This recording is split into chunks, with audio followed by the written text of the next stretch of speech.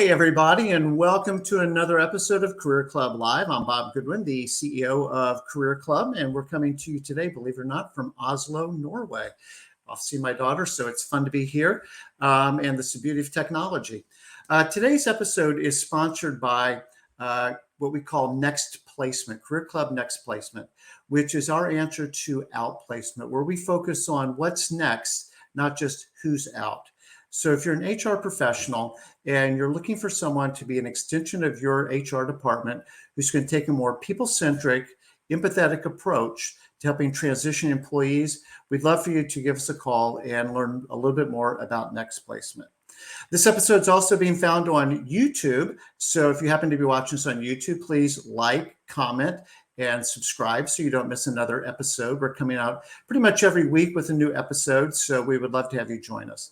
So with that, I'm going to just read a little bit of an introduction about our guest.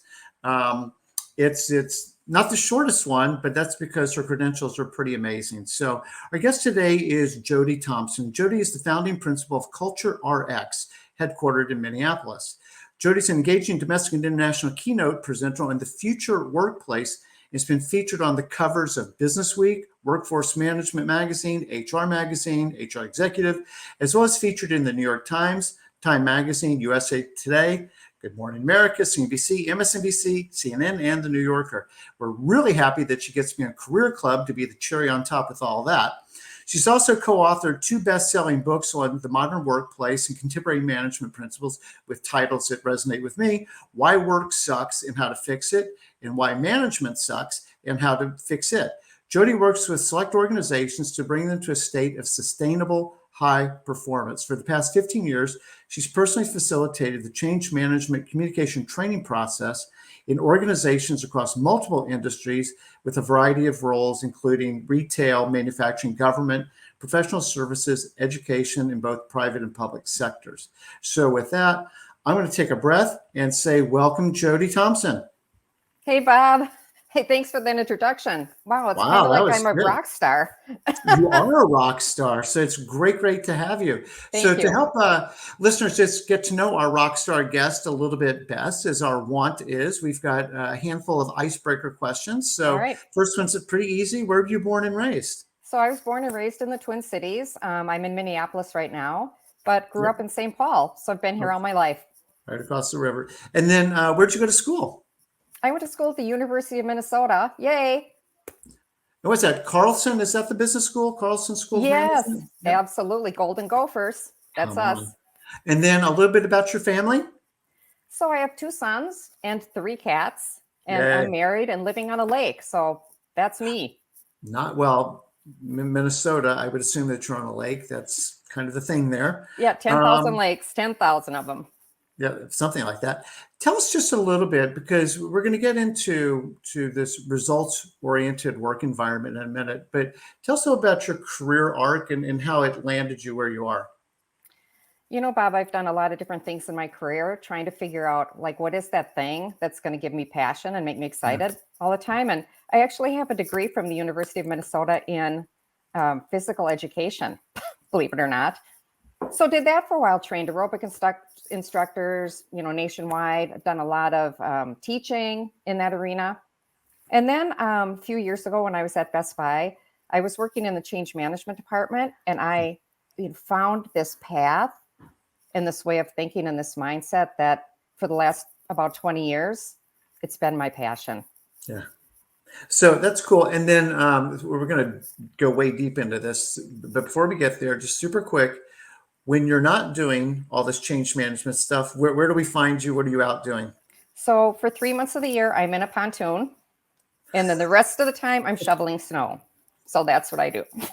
That sounds like the life of a Minnesotan. So let's just, to help get listeners grounded, and before I forget, I want to say thank you to Julie Balke, who got us introduced. And she says, I've got a phenomenal guest for you. Jody's amazing. And she talks about ROWE, ROWE, results-oriented work environment. Can you just kind of just lay a little bit of groundwork for folks so they can kind of catch up to where we are? Yes, absolutely. First of all, it's the results-only work environment. Oh, I'm so sorry. But don't worry about that, because when we first started out, we called it oriented. And then we realized that there's so much about work culture that's so fundamentally broken that Yeah. we changed it to only, because oriented means sort of, right? Yeah. But only means really Only. results. So that's why we changed the name many years ago. What it is it's a very different kind of platform for how you think about work. Every single person is 100% accountable. And what that means is they have the measurable results they need to get their job done. They know what that is. They're very clear. The other side of it is backed by social science, and that is 100% autonomy for every single role. So just for your audience, flexibility is not autonomy. Flexibility is a policy that still directs when and where people work. So if you're doing the hybrid 2 days in, 3 days out, whatever that looks like, that's flexibility. But autonomy is each person is self-driven, they manage themselves, and they're also equally accountable. So when we talk about the results only work environment, there's lots of things, Bob, and I know we're going to go over this. It's yeah, but this, yeah, but that, yeah, but this, yeah, but that, right? And we'll cover some of that. But in a nutshell, results only work environment is autonomy and accountability for every single person. What was the genesis of it? Like, what was this born from? What was the problem that you saw, or the situation? You're like, yeah, whatever we're doing these days isn't working. A different model is called for. So back in 2004, when I was at Best Buy, a colleague and I were working on sort of that idea that how do we create an environment where people feel like they have balance? Because that was a big thing 20 years ago. Yeah. Everybody talked about work-life balance. And what we realized is that every organization was doing the same thing. They were giving some people flexibility. But as people talked about that, they were saying, well, that doesn't really give us work-life balance, because if I get Friday off and all of a sudden on Tuesday, my tooth falls out, I'm in an inflexible situation. So as we talked to a lot of people and really sat down and thought about it through all the benchmarking out, we weren't going to think outside the box, no box. What is it that people really want? And we learned from Robert Karasek in 1979. He talked about psychological stress in the workplace, and that what people really want is autonomy. It's autonomy. And you hear that from Dan Pink as well, autonomy, mastery, and purpose. But people aren't able to do that because management says, I control your time and location. You ask me permission, right, to leave early, come in late, whatever that looks like. So we stepped back and we thought, well, how can we raise the level of autonomy for people and make sure that they understand what their work is? So we started experimenting, social experiment with teams. And what we did at first is we said to managers, you will no longer be giving permission for people to work different than 8 to 5. And that was huge. Like, you would think, oh, it's not a problem. But 20 years ago, it was very difficult to do. So we started to build the results only work environment around the idea that we're adults. And if you're clear with what people need to do and how to measure it, then you don't have to be a permission granter. You can be a performance guider. That's your role. Guide performance. So manage the work, not the people. And we built it from there. And really, it was so interesting, Bob, because how people responded to it was amazing. Like, they were more engaged. They did better work. They stuck to the organization. They had better conversations with each other. So all of that stuff is what told us that we can refine this further and go further and take it out to other organizations. So again, because I think what you're talking about is just so fundamentally different than how the vast majority of organizations operate. And all we have to do is read the headlines in the newspapers, coming out of the pandemic, that, yeah, we liked what we were doing before. We want to go back to the old model. Right. And can you talk about, this is cliche, I think, at this point, but, the trends were already underway. The pandemic kind of accelerated things, and things that would have taken 5 years happened in 5 months, or, whatever math you want to use, but just say that everything got microwaved and just happened a whole lot faster. Can you talk about why this ROWE environment is more important than it's ever been? So, Bob, right now, when I watch what's happening across the globe with work, I am very frustrated and feel sad because before the pandemic hit and when we were just getting into it in 2019, I said, mark my words, when this is over, the managers and the leaders are going to try to get everybody back in the office. And it happened because we believe that people are more collaborative in the office. They build better relationships in the office. There's all these beliefs that people have. And what's happening now across the globe is we're still controlling people. Yeah. We're building a policy-based hybrid environment. So everybody's saying, oh, that's the future. Look, we're letting people work from home. I'm sorry. Working from home is not a new idea. It's not innovative. It's not forward thinking. It's the same thing. It's like Einstein said, keep doing the same thing over and over and over again is insanity. It's exactly what we're doing. We're building an average experience for people, and it's not optimized. I don't know if you've ever heard of Todd Rose's The Myth of the Average. I think that your audience will get like this.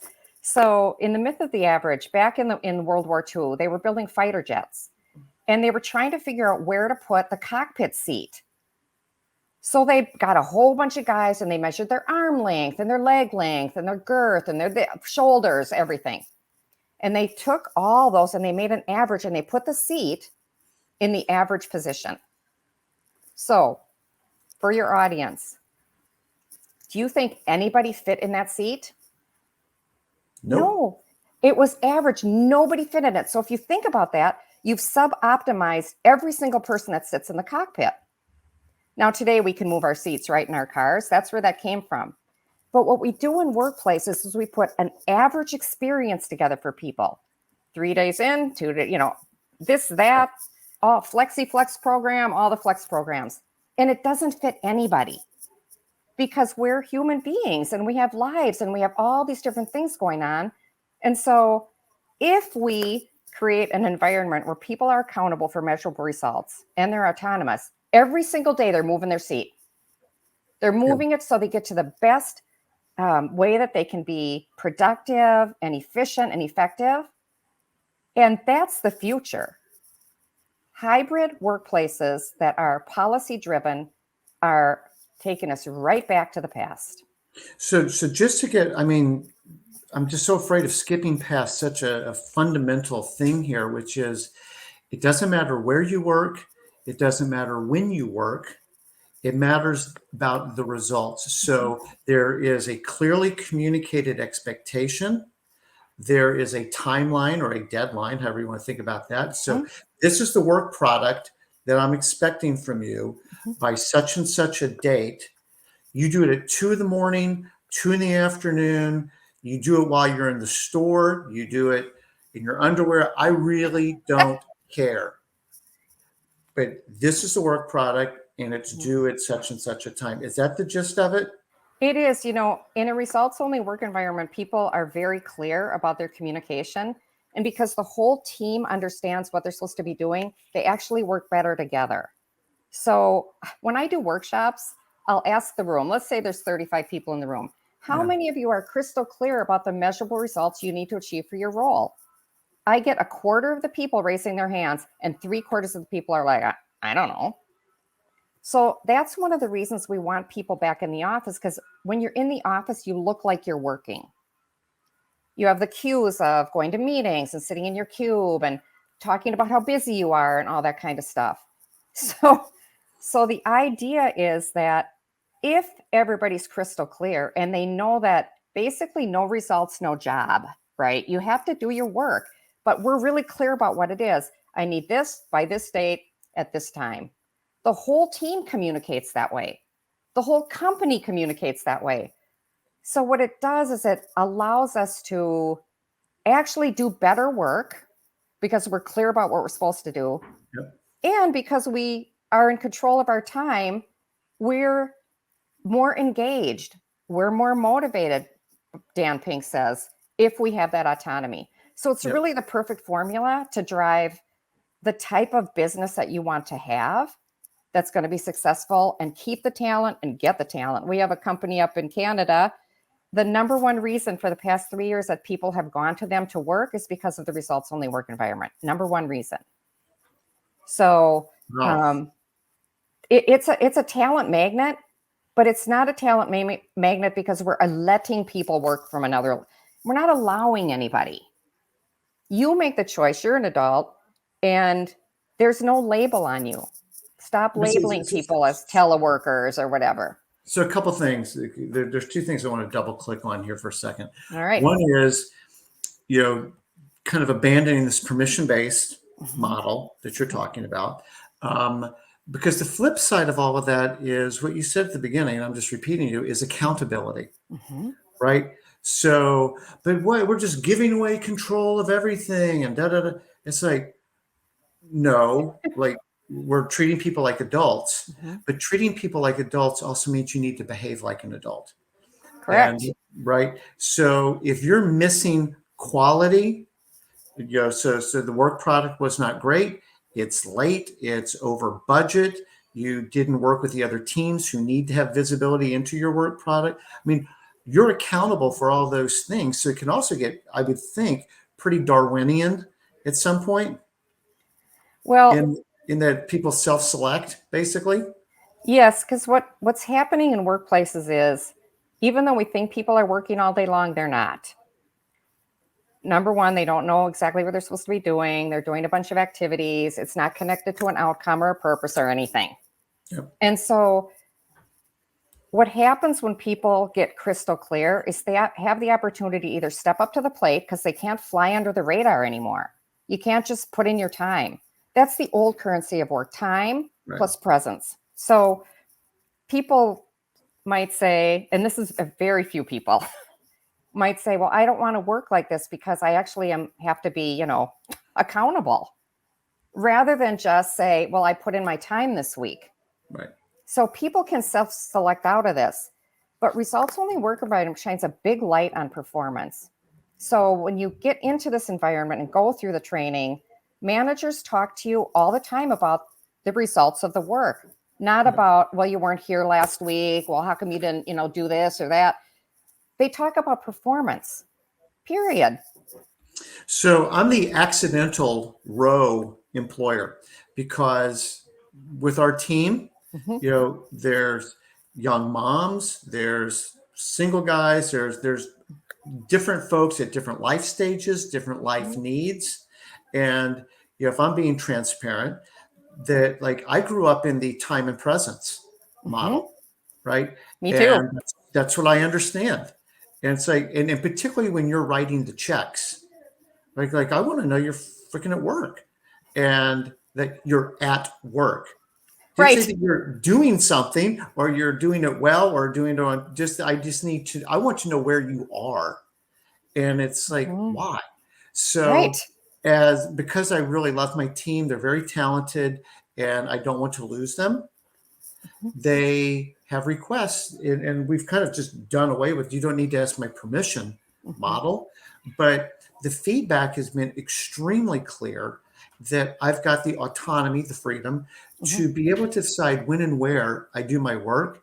But to your point, now I just want, for anybody who's listening to this is my personal experience before I ever knew Jody, is our meetings are all about like this work product. Last week we said this was going to be done. This one's in flight. Where are we with this work product? Where are we with this work product? And it's just stuff is getting done faster and better. Right. And not in theory, in reality, with people, air quote, logging fewer hours. Right. Who cares? But that's what I'm saying. And I want to say this to our audience. I'm learning to not care about the currency that I thought was the currency because it's not. The other thing that I just wanted to go back to, and I had made some notes coming into this conversation. You just touched on it a couple minutes ago, which is when you're doing a workshop and how many people know, like, what your contribution is, and only, 25% rate. That's almost exactly what we see with Career Club clients who are in career transition. Right. And in the phase that we would call personal branding, which would include things like your resume, your LinkedIn profile, your tell me about yourself kinds of things, but how you communicate your value. Yes. It's like, tell me what you have done. I want to know about your accomplishments, not your scope of responsibility. And this is crass, but it's true, is when people just have their responsibilities on there, it maybe sheds a little light on scope. Like, I had 100 people, 10 people, one person, but people get fired for not doing their responsibilities. Every day, people are getting fired. So you haven't really told me what you do. You've told me what you're responsible for. And I think it's very sad that people are unable to articulate their contribution to the business. And I would love your take on this. We boil it down to sort of three things. Did it help the company make money, save money, or mitigate risk? Right. Because if you can't distill it, I don't know what else there is, but those are sort of the value buckets. It's like, well, what are so what's your take on did it help make money, save money, or mitigate risk? So I agree with that. I think I'm going to go down two paths with you right now. Please. One is when people are looking at their career and how they want to, like you say, brand themselves and talk about, what they've done or what they do inside an organization. What I'm learning is that we have a mismatch right now. So we have good candidates coming into a bad culture. And what happens to people is they get more and more disgusted with how their career is going over time. Not everybody, because the culture of work gives them a lot of psychological distress. And it's that whole control thing again. I'm an adult. I do great work. Get clear with me. This is what I'm good at. I can take it across the line. But if you're going to say, but I understand, Jody, you're really productive every day, but really, we really need to see you in the office on Wednesdays. That's the kind of stuff that no matter what your career is, you're not happy. And we've also learned, which is I find this interesting, is that a lot of times what we want to do is we want to climb the ladder and make more money.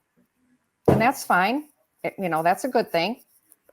But in the results only work environment, people are passing up promotions and they're not getting poached for a lot more money because their fulfillment of their career and their lives is happening.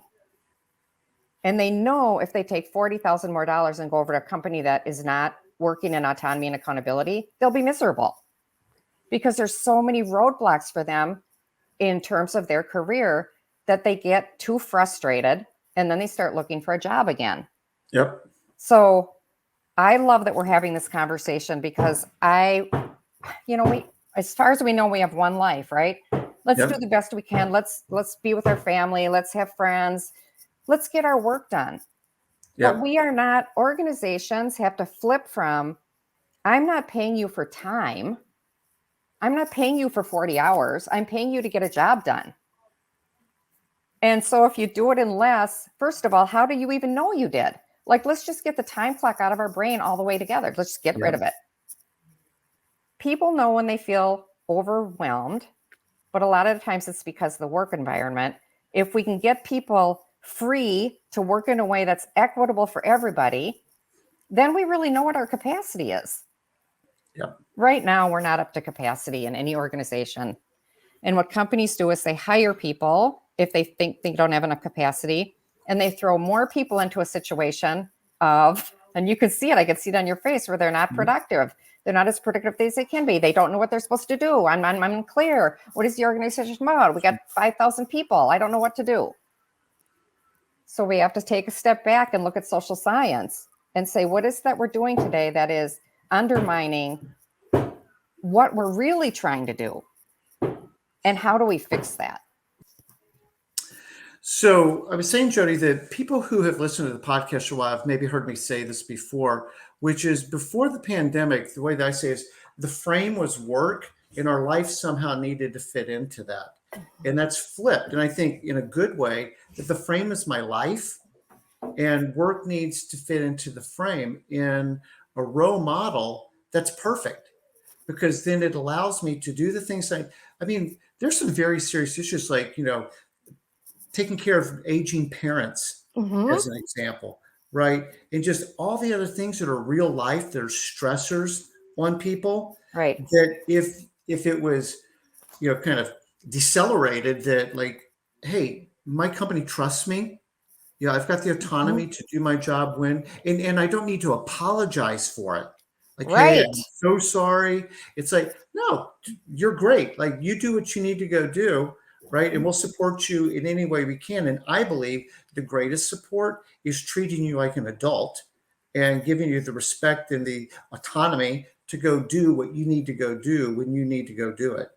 That's spot on. I think the old model where it's vertical hierarchy, Yeah, it's like a parental experience. It's like very much. you go to college and you're like free as a bird, either succeed or fail, right? You're used to that. Then you come into the workplace and it's asking to, come in a little later, or that control over that piece puts us back in a situation where we feel like we're children. I mean, No, it is. for the It's a lack of a better parent-child term. relationship. Right. And so when you think about it, now this will be fun for the audience. When you were in high school and you were under your parents telling all the rules and everything, you found all sorts of ways around it. Yep. You and your friends, smart people, and you figured out ways to climb out your window and not make any noise or whatever that looks like. And so what's happening in workplaces is we're doing the same thing. We're making sure that our green light is on all day long and we get something to wiggle our mouse so it stays on. And we're, in the workplace and we're putting our coat on the back of the chair so that when people leave, they think we're still there.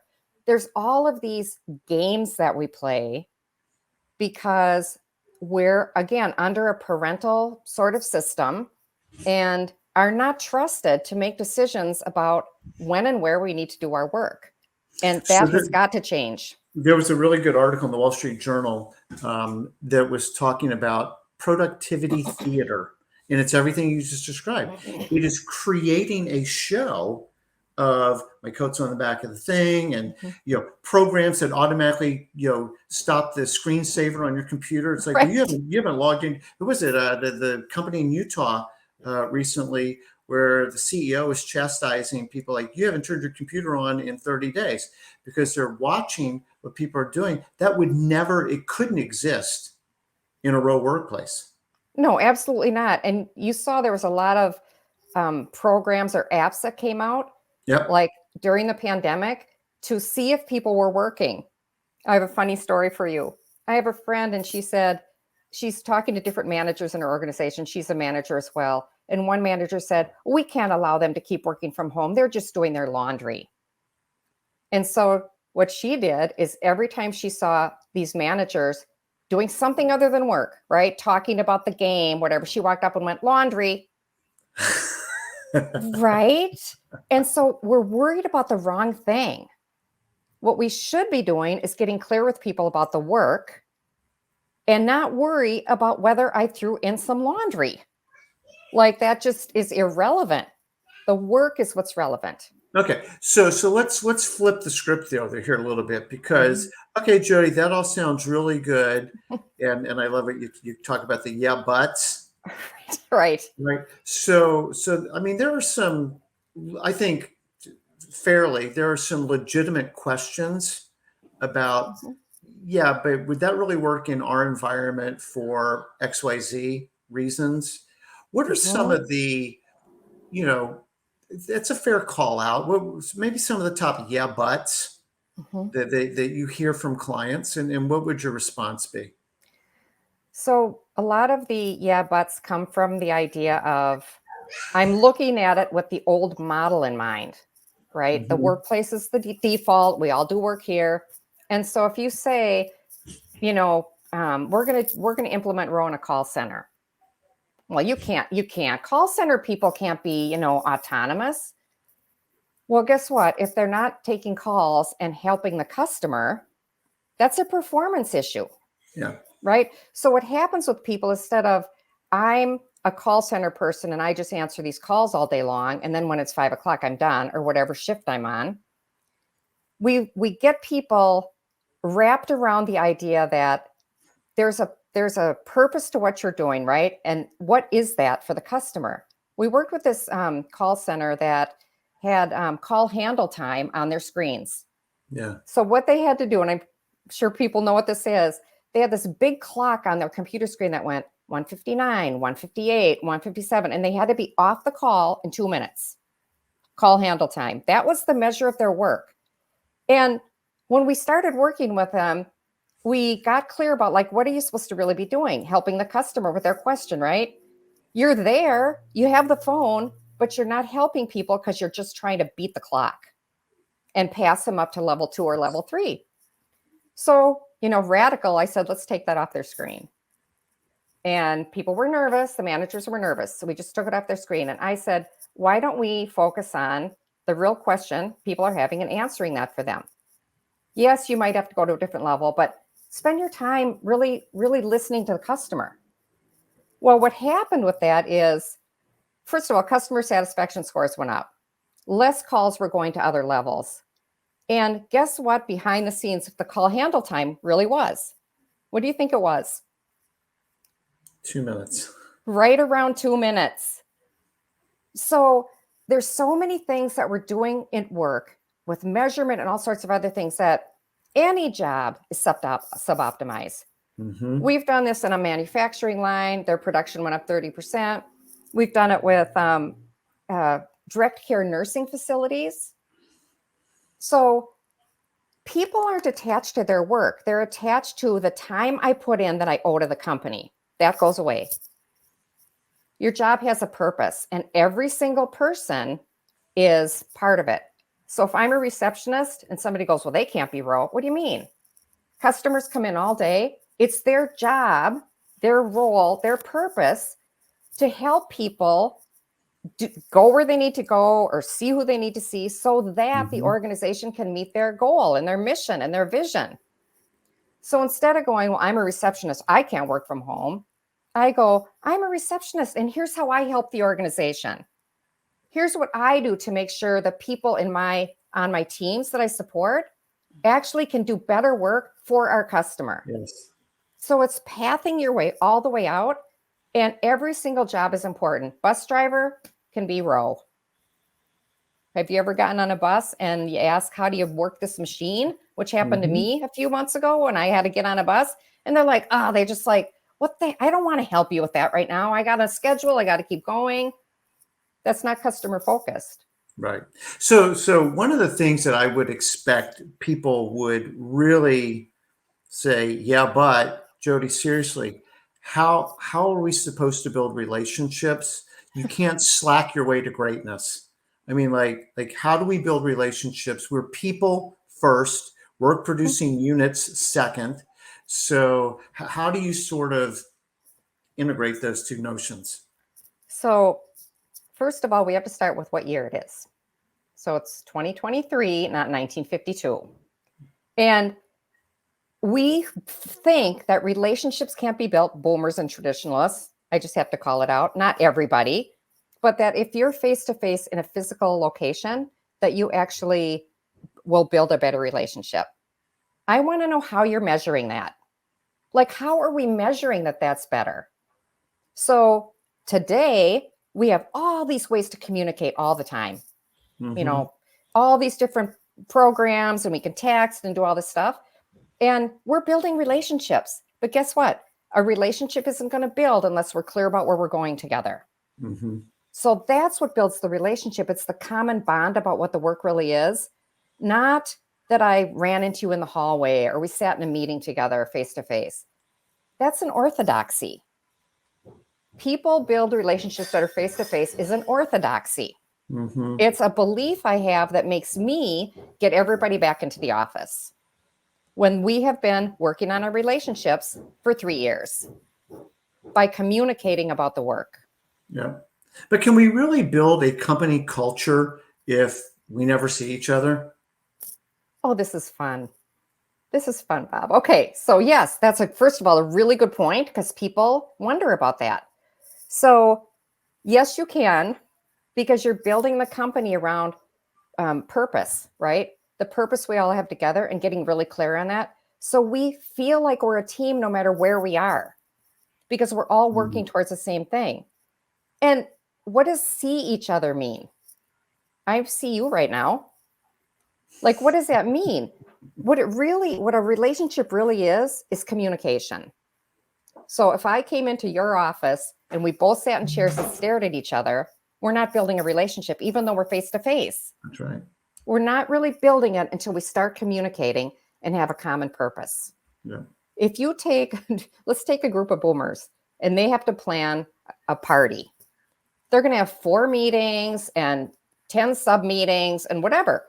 You take the next generations, Y and Z, they have the party plan, the location, the food, the transportation, everything in 15 minutes. Mm-hmm. And it's because they have a common purpose and they know how to do it efficiently, effectively. And that's the future. It's not everybody sitting around a conference table, I mean, there's another but that we're gonna hit on right now, and that's every meeting is optional. People go crazy about that one. But if you really think about it, how many hours a week do you waste in meetings that are unproductive and going nowhere?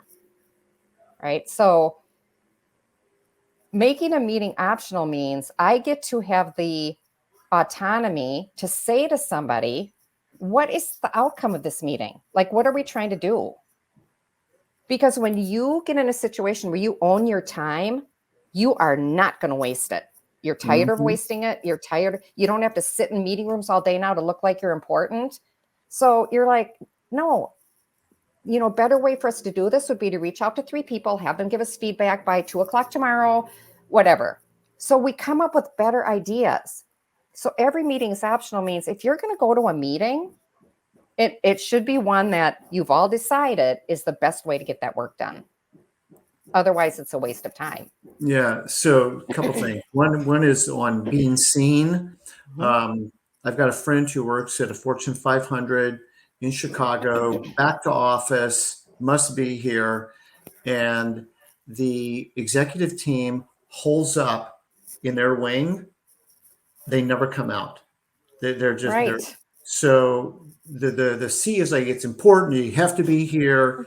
And oh, by the way, you're never going to see me because I've sequestered myself right over here. And of course, that trickles down. Absolutely. And so now you've got everybody locked in their office, right? It's actually worse than it was before. But there's this mandate, this command and control. I'm telling you as an adult where you're going to be today. It actually has no bearing on your work. It's just that I'm going to tell you, you need to be here. And again, parental, like you said before. And again, it gives people at the top comfort to know that people are in the office. And there's right in the back of their mind, and it's not like right in front, but I'm paying you to do your time. Yeah. And get results, but it kind of gets lost. If it looks like people are busy and they're all around and they're meeting each other in the hallway and there's lots of meetings, you feel comforted with that. So let me ask you this, then why are smart people, very smart people, smarter than me, why are they settling for proxies, being a time card and a door swipe? Why are they settling for proxies for actual production and results instead of just results? Because people believe that if you tell people when to work and where to work, that they will do better work. Otherwise, and you don't say this out loud, again, this is just in the back of your brains, is that if I don't do that, everything's going to fall apart. But what's missing in all this is what's the outcome? Like, like work has a lot of activities. You can do stuff, all this stuff, but is this stuff, the right stuff? And is it getting you anywhere? And so what's happening is people are just feeling demoralized and they're not engaged.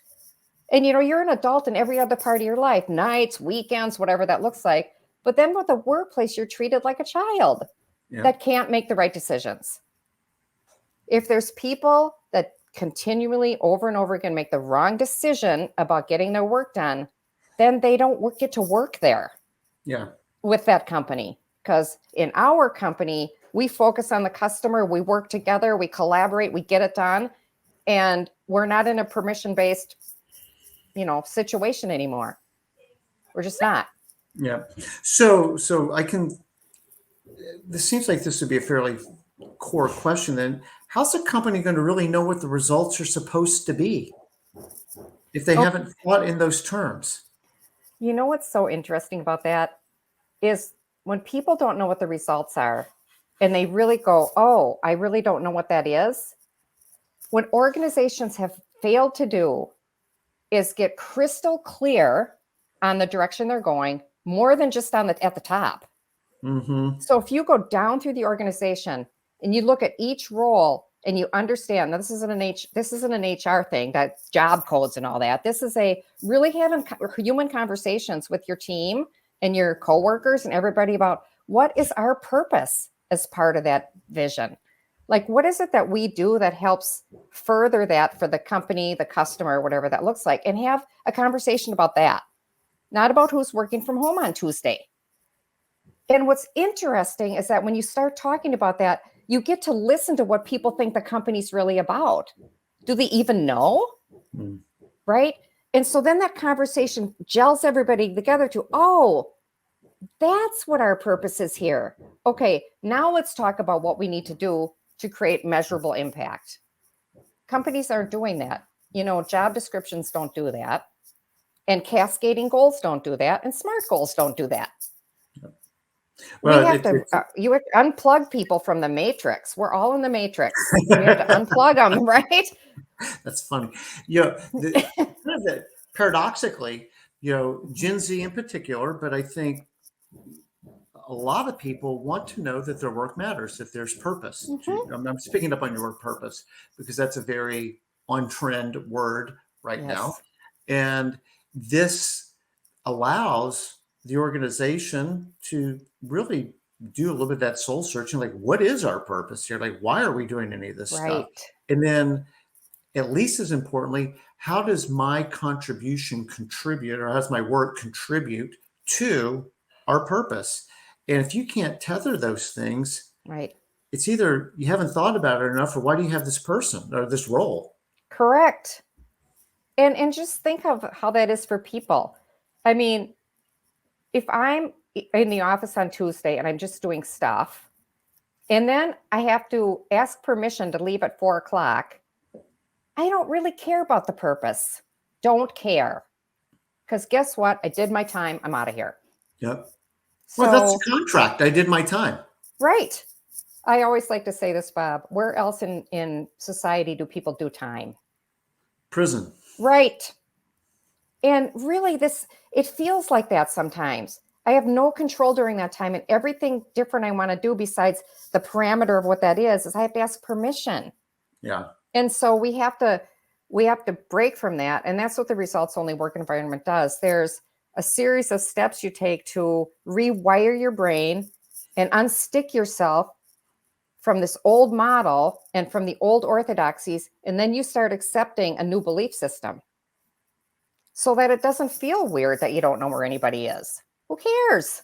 So this sort of seems to be maybe like the other big but out there. I don't know if it's but it's like, what has to happen at an organization for them to have a ROWE epiphany to like, we have to change?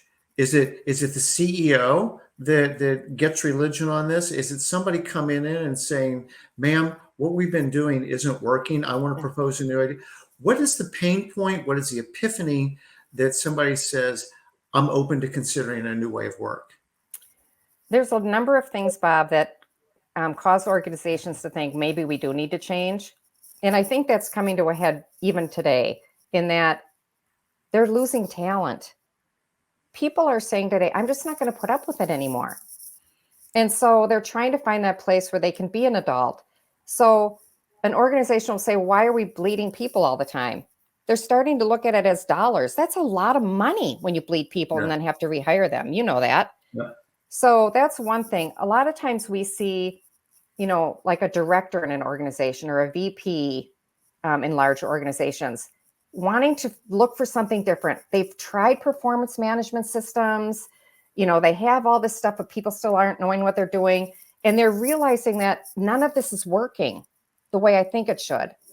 Those are the people that reach out to us because I'll go back to the matrix. They're outside the matrix looking in, and they're starting to see what's broken. Yeah. And then it's overwhelming to think, we have a company of 3,000 people. How do we even, do this? Because I want to put more policies and more rules in place. That's what we first do. And this is the opposite of that. So you can't just tell people do whatever you want. The culture doesn't work that way. The culture is a giant hairball and it doesn't change. And so to get it to change, you have to have social groups of people all at the same time starting to adopt this new mindset, and they correct each other. We call ROWE an adaptive change. And as the culture starts overcome inertia, it's like people are constantly self-correcting. Yeah. But what they're going towards is autonomy and accountability in its purest form. And anything that doesn't fit into that, they question. How is that holding us accountable? Is that the right work? Why am I asking where, Bob is today? I don't need to know that. I just need to reach out and tell him what I need and when I need it. So all of that happening at the same time is what works, because what we try to do all the time is just train managers or push top down, or let's drive change through the organization from the top. But adaptive change is from the middle out. It's not hierarchical. Everybody has to change their mindset. It doesn't matter what your office looks like, where you are in the organization, your title doesn't matter. We're all the same. Yeah. So the change has to happen that way. Yeah, it's very interesting to me that a lot of what you're talking about reminds me of something the corporate executive board did a number of years ago. This is actually in the context of sales, but it's called the challenger sale model. And in a challenger sale, it oftentimes is that director, VP level person who's in the middle of the organization, sees what's really happening, right? And is pushing for change, right? And it's trying to say what we've been doing in whatever context it is isn't working. And not just complaining, right? But also saying, I think there's another model here that is worth exploring. Can a company, I know we need to start to wind this down a little bit. Can a company do this in steps, or start with a part of the business, or not just like completely throw the rudder over and pray it works? Right. So Bob, that's an important question. In organizations that are 300 people and over, we absolutely do a pilot first. Yeah. And it really helps the leadership and human resources and the people that are looking at how to measure the change and is it really working inside of our culture. Yeah. They are watching it. It's like an incubation. Yeah. And we take 10 to 20% of the population of whatever size company it is, and we take them through the steps and the rigor and have the measurement pieces all put in place so that we know whether it's successful or not. And the measurement includes things like real business results, but also engagement and turnover and all of those things that they're trying to solve for. Yes. Absolutely a pilot. And then after we study it, we can do some course correction based on how the culture is responding. And then we start rolling it out. Because what you want to do is you want to get that whole mindset as quickly as you can once the incubation happens. And when does it fail? When does a pilot fail? Okay, so that's a good question. We haven't had a failure yet of a pilot, but I will tell you how it can fail across the organization. Usually in a pilot, the people, the manager and the director, they're pretty excited about it. But then across the organization, you're going to find people that are going to want to sabotage it because it doesn't fit into their mind until they go through the migration. And so there's going to be people that are going to try to tear it down before it gets to them. Yeah. And you have to have a strong leadership team. You have to have a leadership team that says, we are going to do this. And not, well, you're right. We probably should have everybody tell us where they are. No. So it can be a bumpy ride, but once you get through it and the managers feel like, oh, I get it. It's not that I don't have control. I have control over the work, not the people. Right. So now I can really show the success of my management style, which I'm a results coach now. And we can really see that we're contributing. They will get there. But at first it seems like something's coming that, oh my gosh, my career was built on showing up all the time, staying late, going to all the meetings, managing up, all of those things. And now you're saying that doesn't really fit in anymore. You are crazy people. Once they get through it, it's like, why were we working that way before? Why? Yeah. I would say to my HR executive friends who hopefully are listening to this is, that the desire, I'll say it as nicely as possible, is we want a seat at the table. HR executives often lament that they do not have a seat at the table. And, what they're seen as is actually the kind of guardians of process, programs, right? Policies, procedures, all these kinds of, everything begins with a P, except for performance, maybe. Right. And so when that's the case, and you're saying, hey, we want you to let go of all these things that right? I think that the irony of all of that would be, bringing this model forward in an organization that says, hey, we're going to flush a lot of this stuff because it kind of needs to be flushed. Yes. And bring this different model here actually will elevate HR, not obviate HR. Absolutely. Almost guarantee that that's the fear. It's because I feel that human resources too is in a position to help evolve culture. Exactly. Yes, there's policies and procedures.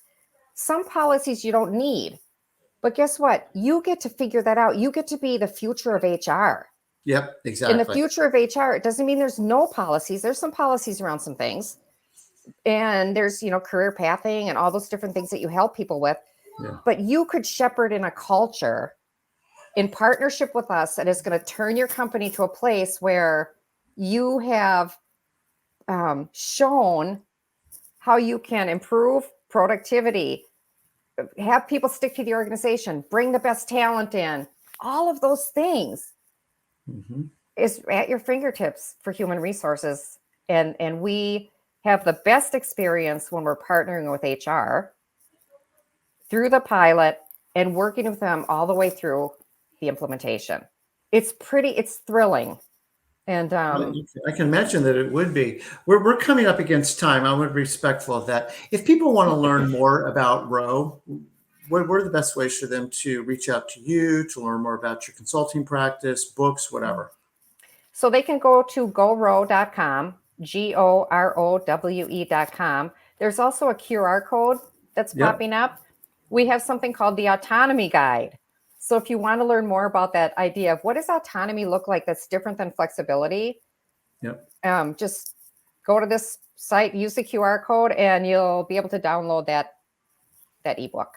Awesome. Jody, this has been amazing. I love, you're sort of John the Baptist out there, and, but this notion, and again, we're seeing it at our little, thing at Career Club, is when you give people the autonomy, but also the accountability, there's this massive improvement in efficiency and ultimately actually getting the thing done that you want done. And, like I said, I've sort of happily and accidentally fallen into it. I still struggle with some of the buts personally. Right. But this is very good medicine, for me, and I'm really glad to be able to share this model with our listeners to get them to start thinking about basically, you're kind of probably 3 clicks in on why, but why, but why. Right. And if it ultimately doesn't take you to, because the better result is the outcome, but it's about more control or more adherence to a policy or whatever, but I really hope that people will take the time to click on the QR code, to go to GoRow.com, learn more about what you guys are doing, because we know you're making a difference at your client companies, and we hope more take advantage of that. So thank you.